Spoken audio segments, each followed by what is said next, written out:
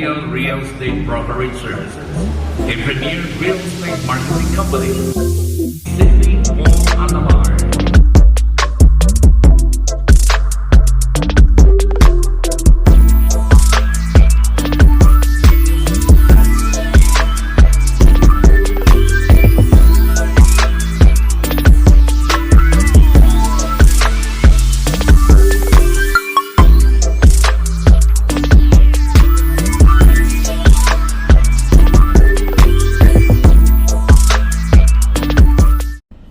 Welcome back to our channel, Dreams Ideal Realty. I'm your trusted real estate broker here in Zambales, Philippines. I'm Cindy Wong, and I have... This is Max, the marketing officer for CAMELLA SUBIC. And time check, it's already 5:35 p.m. So it's kind of dark already. We will check Freya corner lot, RFO, as requested by my client. Okay, so let's go. So that's Coffee Project. And behind or adjacent to that will be our mall, right? Yes.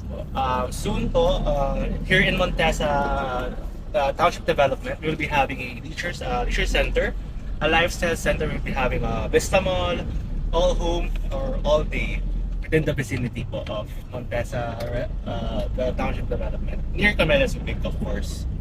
That's good. So this is not mere subdivision, but it is, and it will become an estate, right? Yes. This is a 33-hectare township development under Montesa, the Montesa Township Development.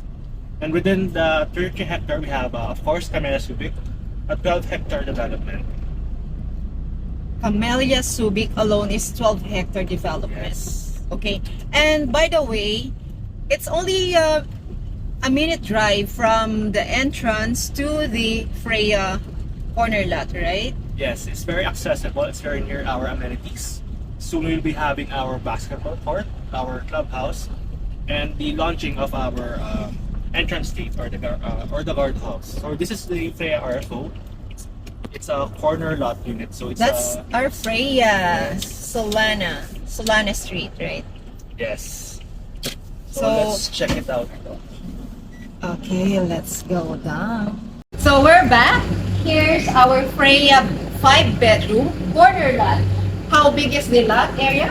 So the lot area for Freya, we have 142 square meters. And the floor area is? Actually the same. The floor area is also 142 square meters. Okay.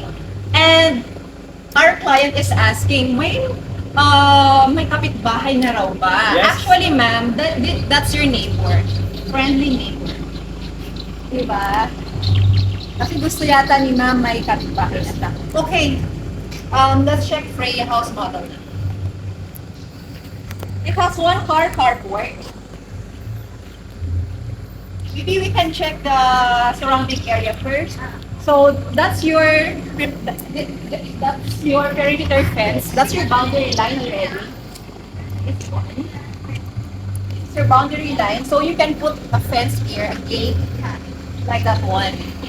Okay. So we have fence here. Shade more trade. We have one car carport. So we have cute babies here. Okay.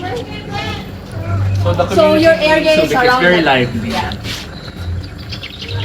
The lot area, it will extend up to that portion. And this one, right? This Yes. side, up to Yes. that side. So you can improve this one. It is, you have a very big extra lot. So you can extend up to that area. And this is the sliding door from the dining area. You can put your dirty kitchen over here and your laundry area over there. So you can improve this, you can renovate this Freya house model. Come on, Max. Let's check the inside of Freya. Let's check. So for Freya, as we said earlier, we have 5 rooms. But for the first floor, we have 1 extra room and 1 big room. So for the extra room, we can use this as a This is the This is the extra room actually. For the load. It's turning to night, so this is the extra room. So this can be used for a guest room or a storage area. And this is the other bedroom. Okay.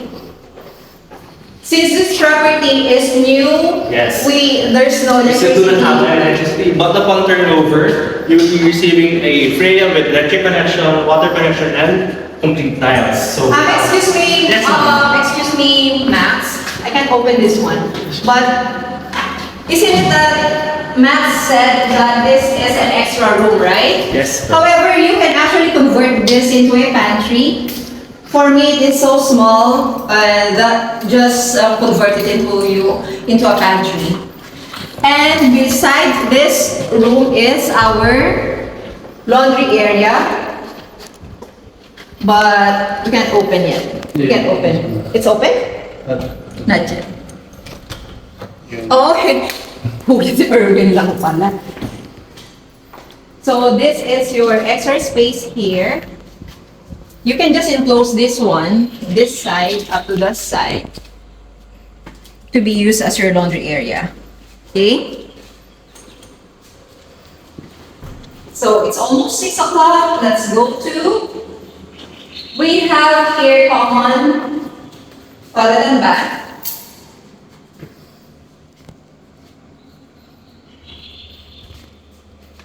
And then beside this is Max. also an extra room. So this room is much bigger than the one we checked out earlier. So this can be used for if ever you have any elderly members of the family who can no longer go upstairs. You can use this room. This is big. Yes, this is actually very big. This is good for bedrooms. And we have here This is space for storage. Yes. Under stair storage area. Yes. Okay. Let's go up. Let's go upstairs. Thank you. Is our stairs made from wood? Really? Yes. Yes. So for the second floor, we will be having wooden vinyl tiles upon turnover. So this is one of the 3 rooms at the second floor. 1.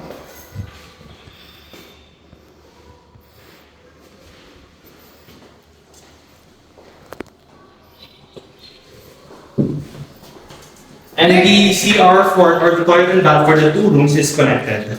Or this is what they call the Jack and Jill because it is interconnected with the other bedroom here.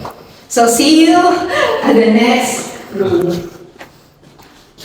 Ta-da! This is your next. This is our second room.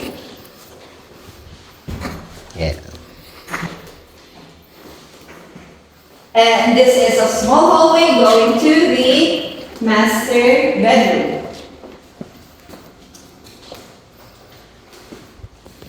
With its own toilet and bath.